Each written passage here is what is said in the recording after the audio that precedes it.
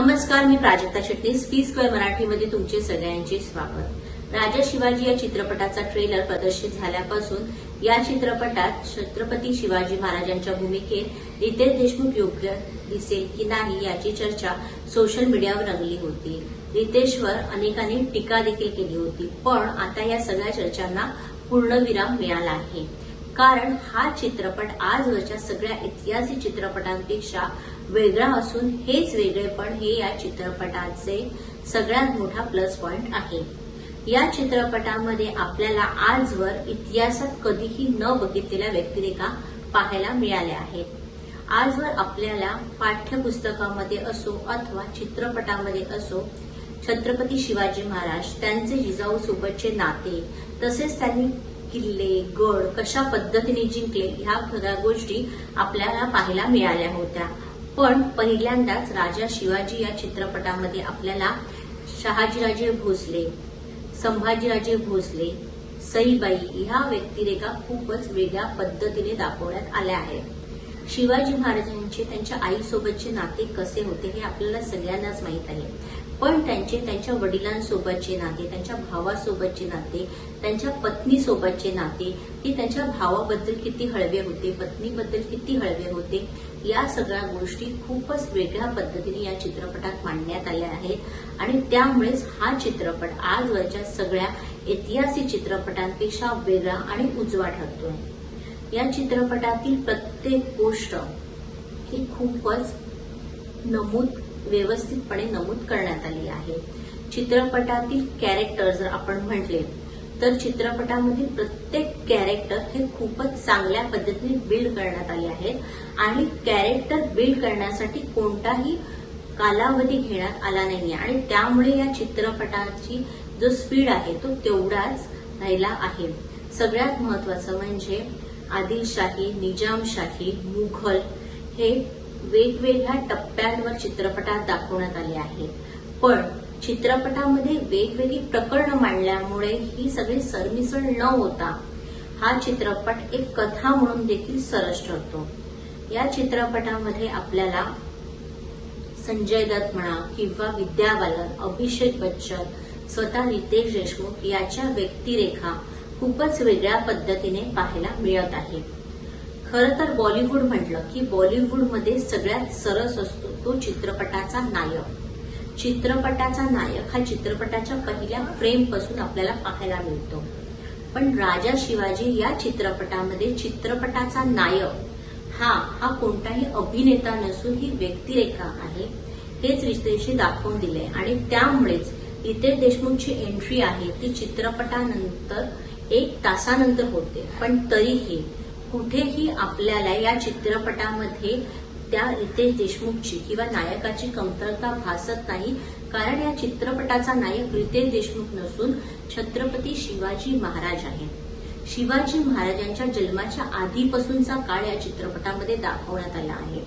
म्हणजे जिजाऊ जे आहेत त्यांचे जे वडील आहेत ते निजामशाहीमध्ये चाकरी करत असतात। चाकरी करत असून सुद्धा त्यांना तिथे निजाम त्यांच्या दरबारात बोलवून सगळ्यांसमोर त्यांची हत्या करतात आणि त्यानंतर जिजाऊंची झालेली घालमेल, शहाजी राजेंना निजामशाही असून दे किंवा आदिलशाही असून दे तिथे पदोपदी मिळालेली वागणूक, अपमानास्पद वागणूक, या सगळ्या गोष्टी या चित्रपटात खूपच चांगल्या पद्धतीने दाखवण्यात आल्या आहेत। त्यामुळे या चित्रपटात आपल्याला जो इतिहास आहे तो खूपच चांगल्या पद्धतीने आणि वेगळ्या पद्धतीने पाहायला मिळतो आणि त्यामुळेच हा चित्रपट आपले मन जिंकतो।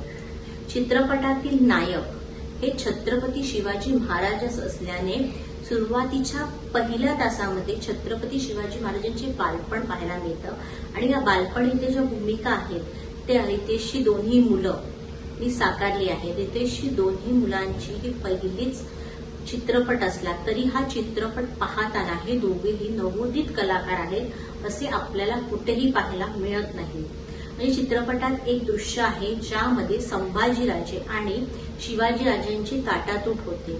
हे दृश्य पाहताना आपल्या डोळ्यात न कळत पाणी येतं आणि ही सगळी ताकद आहे ती म्हणजे मुलांच्या अभिनयांची, त्या दोन्ही मुलांनी अभिनय इतक्या सुंदर पद्धतीने केला आहे की ते भविष्यामध्ये एक चांगले अभिनेते होणार यात काही शंका नाही. या चित्रपटामध्ये 1 तासानंतर रितेश आला असला तरी रितेशने इतका चांगला अभिनय केला आहे की छत्रपती शिवाजी महाराजांच्या भूमिकेत तो आपल्याला लक्षात राहतो. त्याने त्यांची जी देहबोली आहे ती त्याच्या अभिनयामधून खूपच चांगल्या पद्धतीने मांडली आहे. या चित्रपटामध्ये अभिनयाच्या बाबतीत म्हणाल तर संजय दत्त हा सरस ठरला आहे. संजय दत्तने त्याच्या ज्या डोळ्यांच्या ज्या हावभाव आहेत त्याच्यातून जो अभिनय केला आहे त्याच्यातून त्याने अफजल खान एवढ्या चांगल्या पद्धतीने मांडला आहे की चित्रपट पाहताना तो संजय दत्त आहे हे आपल्याला कुठेही जाणवत नाही. संजय दत्त प्रमाणेच विद्या बालनने बडी दीदीच्या भूमिकेत किंवा अमोल गुप्तेने खूपच चांगला अभिनय केला आहे. आजवर अभिषेक बच्चनला खूपच चांगल्या भूमिका वाटायला आल्या होत्या, पण अभिषेकच्या करिअरमधील ही एक वेगळी आणि चांगली भूमिका आहे. अभिषेक या चित्रपटामध्ये आपल्याला शंभूराजांच्या भूमिकेत दिसला आहे.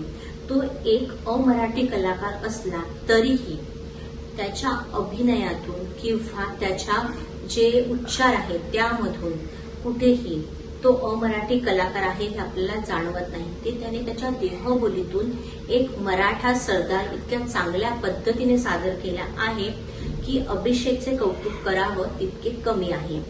खरं तर तुम्ही म्हणाल तर रितेश देशमुखचे करिअर पाहता रितेशने आजवर एकही सोलो हिट दिलेली नाहीये.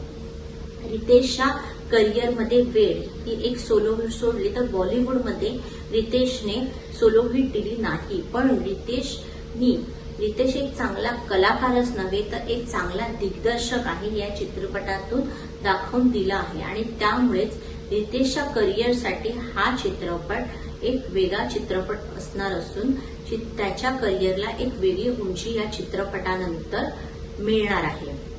या चित्रपटामध्ये तुम्हाला छोट्या छोट्या पाहुण्या कलाकारांमध्ये देखील काही कलाकार दिसतात आणि त्याच्यामध्ये आहे रेमो डिसोजा आपल्या एका गाण्यात दिसतो किंवा रितेश देशमुखच्या भावाने देखील एका गाण्यामध्ये झलक पाहायला मिळते. या पाहुण्या कलाकारांमध्ये सिद्धार्थ जाधव देखील आहे. पण या सगळ्यांमध्ये भाव खाऊन गेलाय तो आपला सलमान खान. सलमान खान फक्त केवळ 1 ते 2 मिनिटांसाठी येतो, पण सलमानची जी एंट्री आहे किंवा सलमान ज्या पद्धतीने मराठी बोलतो त्याचे संवाद हे सगळे प्रेक्षकांच्या टाळ्या घेऊन जातात. या चित्रपटाची आणखी एक जमेची बाजू म्हणजे या चित्रपटाचे संवाद. या चित्रपटाचे संवाद प्राजक्त देशमुख लिहिले असून हे संवाद अतिशय सुंदर पद्धतीने लिहिले असल्याने हे संवाद प्रेक्षकांचे मन जिंकून घेत आहे. या चित्रपटामध्ये आपल्याला काही मराठी कलाकार देखील पाहायला मिळतात. म्हणजे सचिन खेडेकर किंवा अशोक समर्थ यांनी या चित्रपटामध्ये खूप चांगल्या भूमिका साकारल्या आहेत. सचिन खेडेकर आणि संजय दत्त यांच्यामध्ये काही सीन आहेत. या सीनमध्ये संजय दत्तला सचिन खेडेकर यांनी तितकीच टक्कर दिली. सचिन खेडेकर यांनी ते किती चांगले कलाकार आहेत हे त्यांनी या चित्रपटामध्ये दाखवून दिलं आहे. या चित्रपटातील आणखी एक जमेची बाजू म्हणजे सिनेमॅटोग्राफी. म्हणजे ह्या चित्रपटात कॅमेरा इतका सुंदर पद्धतीने प्रत्येक गोष्ट टिपली आहे की हा चित्रपट पाहताना तुम्ही त्याच काळामध्ये जातात. तसंच या चित्रपटाची रंगभूषा वेशभूषा ही देखील खूपच चांगल्या पद्धतीने झाली आहे.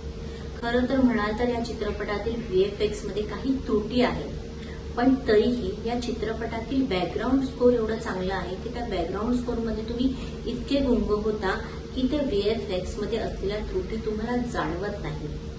तसेच या चित्रपटामधील लार्ज स्केल आपण जो म्हणतो म्हणजे आजवर बॉलिवूडमध्ये आपल्याला जो धुरंधर आहे तो लार्ज स्केलमध्ये पाहायला मिळाला होता किंवा बाहुबली, तसा लार्ज स्केल सिनेमा मराठीमध्ये आजवर तरी बनलेला नव्हता.